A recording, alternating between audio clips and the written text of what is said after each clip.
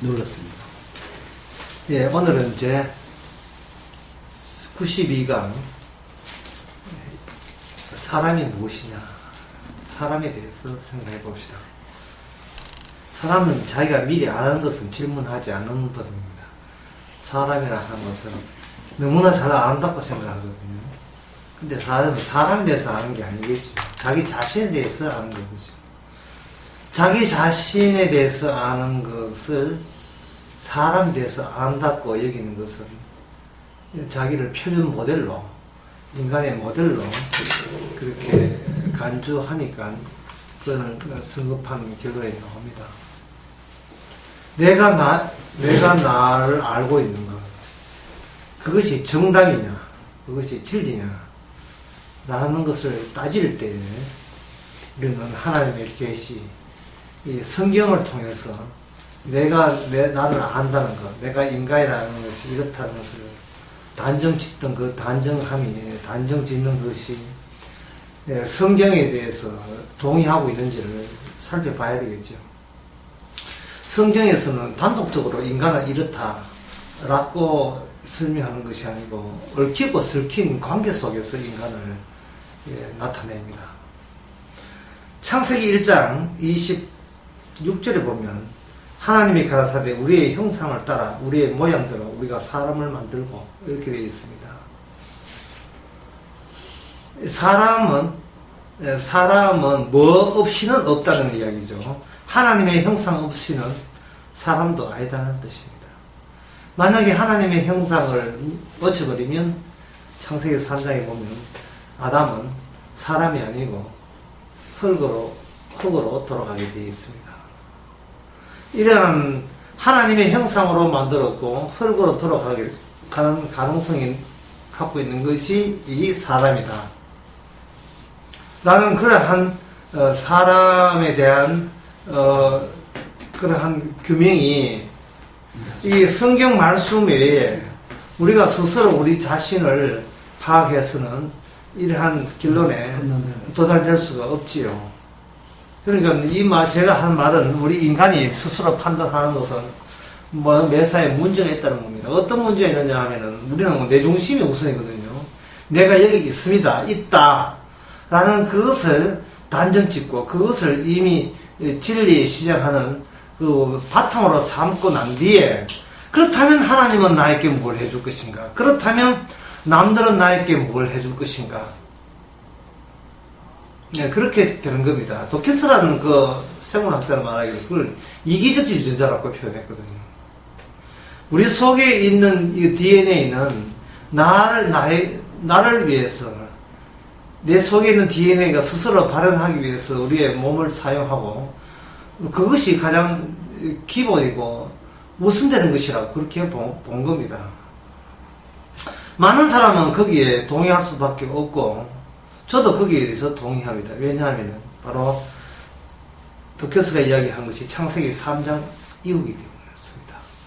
3장 이후에 보면 인간은 곧 자기가 신이고 그 인간은 신으로 군림하기 때문에 출애굽기 20장의 2절에 보면 하나님께서 십계명을 줄 때 제일 먼저 준 계명이 뭐냐 하면은 나 외에 다른 신을 섬기지 말라고 했습니다.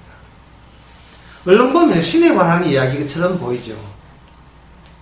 그러나 거기서 나오는 이 우상이라는 것, 그 우상이라는 것을 섬기지 말라고 했을 때 이스라엘 사람들은 여호와 하나님을 그때부터 우상을 섬기지 않고 다른 민족의 신을 섬기지 않고 자기에게 찾아온 여호와 하나님을 믿는다고 섬긴다고 그렇게 작심을 하고 긴긴 자기 나라의 역사를, 민족을 역사를 이끌어갔습니다. 근데 결국은 그들이 우상을 섬긴 걸로 그렇게 결론 지어졌고 멸망했습니다. 도대체 그들이 여호와를 불렀음에도 불구하고 그게 왜 우상화 되는가? 그 해답은 바로 신약 성경의 골로새서 4장 3장에 보면 나옵니다. 바로 인간은 자기 자신이 우상되게 하는 그러한 작동하는 능력이 인간 속에 탐심으로서 자리 잡고 있다는 겁니다.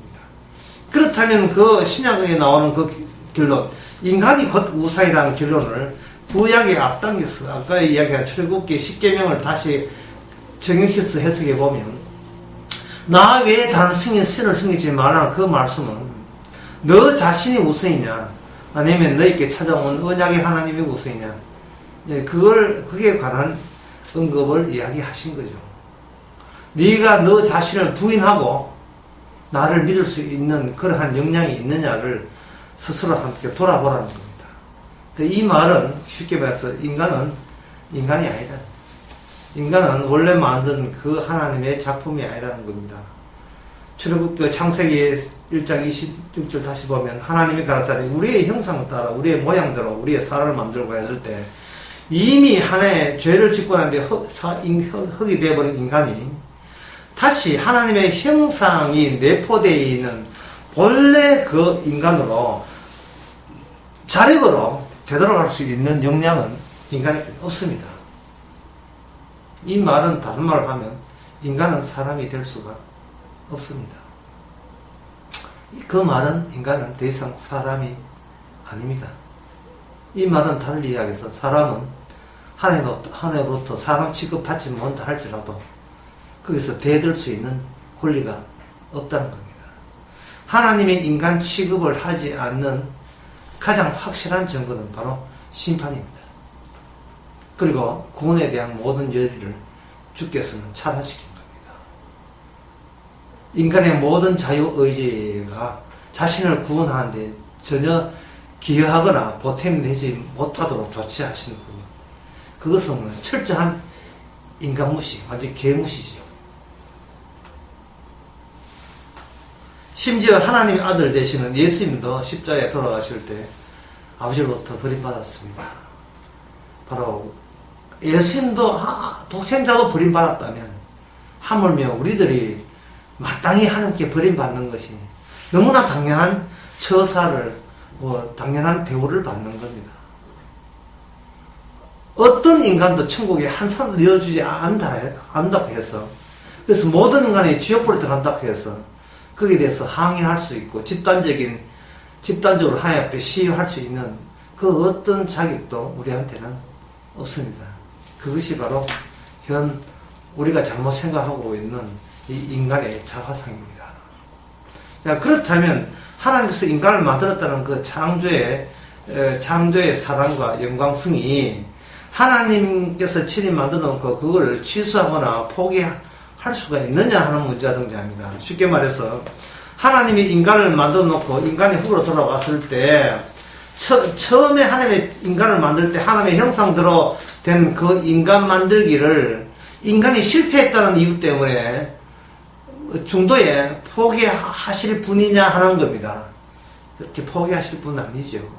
그러면 인간은 인간이 아니고 흙이 나오면 그러면 하나님이 인정한 인간은 어디서 생기고 어떻게 만들어지고 어떻게 천국에서 하늘나라에서 영원히 합류해서 영원히 살 수 있는 그런 참 인간이 되느냐.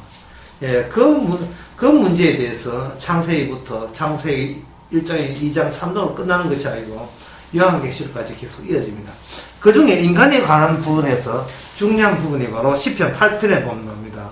시편 8편 4절에 보면 사람이 무엇이간데 주께서 저를 생각하시며 인자가 무엇이간데 주께서 저를 권고하시나이까 라고 되어 있습니다. 여기서 사람이 무엇이간데 라고 했고 뒤에는 인자가 무엇이간데 라고 했습니다.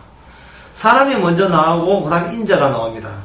근데 이 히브리서에서 보게 되면 이 인자가 누구냐 바로 예수님을 두고 이야기하는 겁니다.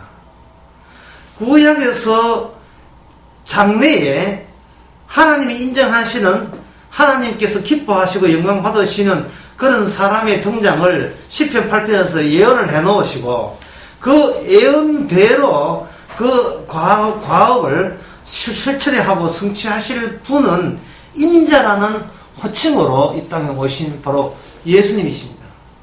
그러니까 예수님 안에 누가 있느냐? 예수님 안에 인간이 들어있는 겁니다.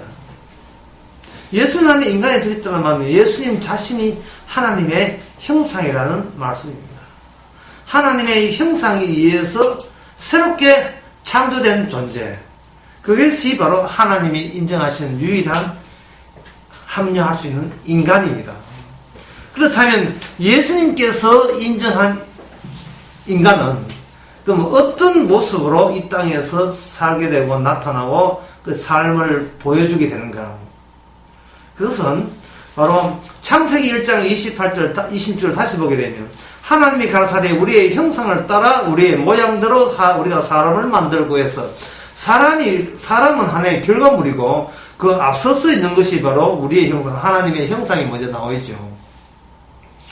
따라서 이 하나님의 형상과 인간이 하나가 되어서 만들어진 그 인간처럼 예수님을 통해서 예수님에 의해서 예수 안에서 함께 있는 인간이 만들어집니다. 어떻게 만들어지냐 하면 예수님이 돌아가실 때 같이 죽고 예수님이 살았을 때 같이 살아난 자들만이 예수 안에서 참 인간이라고 할 수가 있습니다. 이런 사람들의 특징은, 이건 성도인데요. 그런 성도의 특징은 뭐냐 하면 자기 존재가 우선이 아니고 예수님 때문에 자기가 존재한다고 생각하는 사람입니다. 예수님이 계시다는 이유 때문에 내가 여기에 존재한다는 겁니다. 예수님은 내가 존재하기 때문에 예수님이 존재해야 된다는 것이 아니고 예수님이 계시기에 없어도 되는 내가 여기에 등장했다고 그렇게 믿고 살아가는 사람. 그것이 참 인간입니다.